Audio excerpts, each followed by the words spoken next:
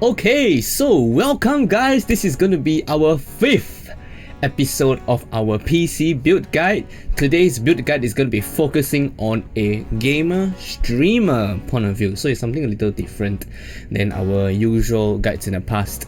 So what we're going to have today, Nice. Okay, so today, as you can see, we're gonna have a i7 Core i7 12th Gen, i7 1200, okay, paired with a Gigabyte B660M Aorus Pro AX DDR4 because DDR5 is expensive. Cooling that is the Cooler Master Hyper 212 Black, paired with Kingston Fury Beast 16 gigs of 3200 MHz RAM. Okay, we have a Gigabyte Aorus Gen 4 500 gig solid state drive, that's Gen 4. Okay, we have a Power Color RX 6500 XT, that's for gaming, and that is not permanent, so in the future he intends to upgrade it because 6500 XT is yeah, okay. And then for power, we have the MSI A650GF. That is the relatively new one. So you can check out the different reviews. I've actually have reviewed every single one of these components. You can check them out in my channel. Okay, but this guy is a bit different. So it's going to be a full setup. So for speakers, there is a Logitech Z120. So you can also check that out. Okay, but that's reviewed a while back. Okay, powering that up with the accessories is the Razer Kynosa keyboard and a Razer DeathAdder mouse and a Razer Gigantus mouse mat. So yeah, the nice trifecta there. Okay, so we're gonna be doing a little bit differently. The venue's a little bit changed, so the quality might be a little bit affected. So just bear with us as we try to incorporate the new venue and the new different settings and whatnot, camera and stuff like that. Okay, so if not, we'll go straight to the building, and here we go. All right, are we ready? Are we ready? Ta-da! Here we go. Okay, video sped up at 10 times, yeah, just so that you don't need to watch through the entire hours. Anyway, we are preparing the CPU, the drive, and the RAM because this is all going to the motherboard first.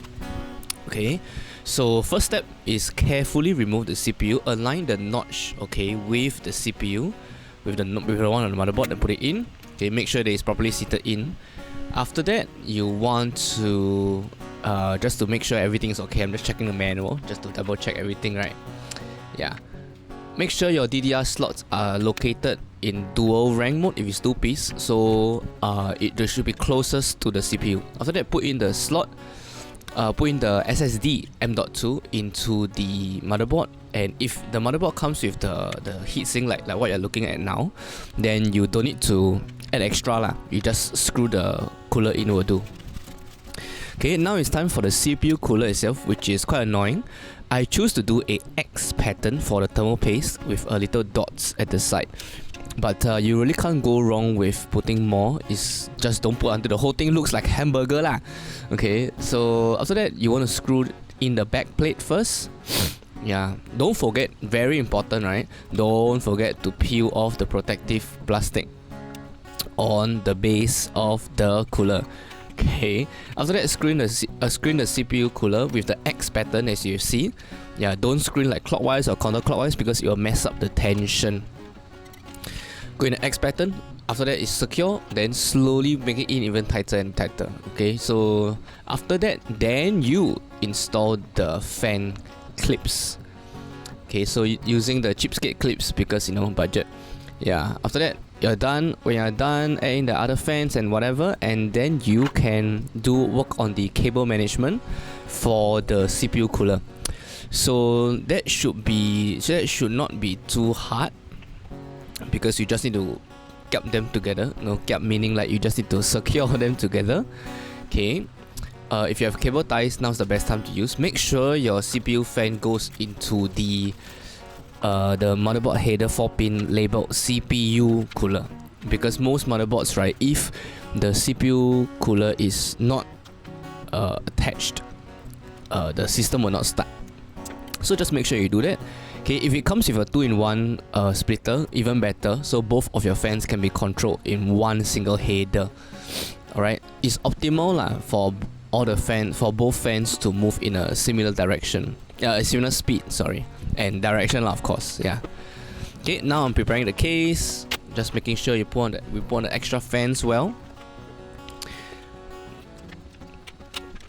Okay, so as I've mentioned in the other video, in the case in our chassis unboxing, I really like how the fan screw holes are not just a single circle, but you can see it's like an oval, so you can actually adjust the height of the fans to properly to have more efficient airflow.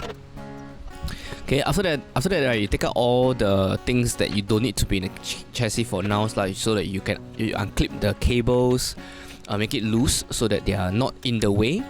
After that, screw in the fans if you are putting extra fans, which nowadays I would highly suggest that you do, because if not, we're gonna have sauna, jacuzzi, yeah.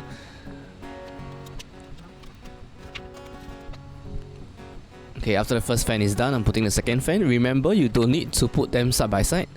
Like, you don't need to stack them like there. You can see like for what I've done, I've actually left a sizable gap because the top fan is for the system, mainly for the CPU. The bottom fan is for the graphics card and the drives at the base for the power supply area there. Yeah. Now it's time to fit in the power supply. Let me know if you think this speed is fast or slow, right? Because we're using a slightly slower 10 times speed. It used to be about 15 times, give or take. Yeah, but I just thought that I'll slow down the video a little bit more so that you guys can see better in detail what we are actually doing. Okay, first up, this is not really a must, but I tend to install the cables first onto the power supply before the power supply goes into the case. Yeah, but you can do it afterwards, like it's fine. Just make sure that you can actually reach and connect where you're connecting, because with the power supply shroud, it's actually quite invisible. It's actually quite hard to put. Okay, anyway, after that, putting the motherboard, you want to make sure you put in the proper motherboard stand-on screws. Make sure you put the stand-on screws. Alright, then after that, you want to put in the motherboard, and if your motherboard has a built-in IO shield, good, just put it in. But very important, if it does not, very important, if it does not, please make sure you put the IO tray first before putting the motherboard in, and make sure the IO tray is properly, the tabs are properly open, because you don't want to cause an accidental short. You know, you have fireworks, before the system starts. Yeah, you don't want that lah. Okay, so after that, you want to screw in all the screws for the motherboard. After that, I'm putting in the rear fan. So this one originally is at the front, so I just relocated it at the back. Make sure they are in the same direction. So make sure your fans are moving in the same direction from front to rear. You don't want to, like what I said, you don't want to cause a jacuzzi inside your case.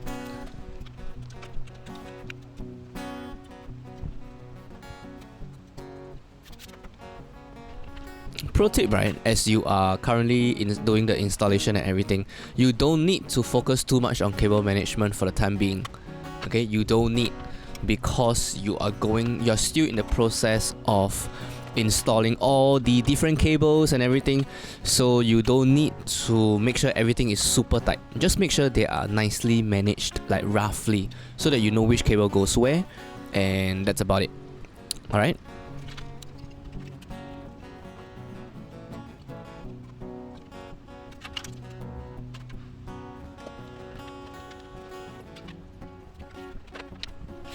Okay, seems like the front portion is going to be done soon. I'm now installing the top fan. Why this case got so many fans? Yeah. Yeah, I'm installing the top fan. Okay, remember, you can see at the rear all the cables are outside, everything. It's okay, it's fine. Oh yeah, some people, they would like to prefer to put the CPU EPS 8-pin power to the motherboard first, so that they will route it in the case first before installing the motherboard. That might be a useful tactic. Yeah, because some cases, right, it's really very narrow, and it's very hard to reach your fingers into the EPS slot, especially if you use a air cooler, a CPU air cooler, which because of its size, right, so your fingers are simply not big enough. So yeah, if you are afraid of that, then install the EPS first, then install the motherboard onto the case. Okay, now we're doing the super annoying front IO, the individual cables. It's damn annoying. So please, like what I'm doing, counter check with the motherboard manual which pin goes to where. And for some specific one, there's even positive and negative terminals. Super annoying. So please, case manufacturers, motherboard manufacturers, if you are hearing this, please make a template, or just keep them together. It's fine. If the standards are universal, then just keep them together. It's fine. But if it's not universal, then yeah, take back my words. Okay. Okay. Now we are doing more cable management, just to tie up the loose ends, because OCD, huh? Yeah, who doesn't like to look good, right? Yeah.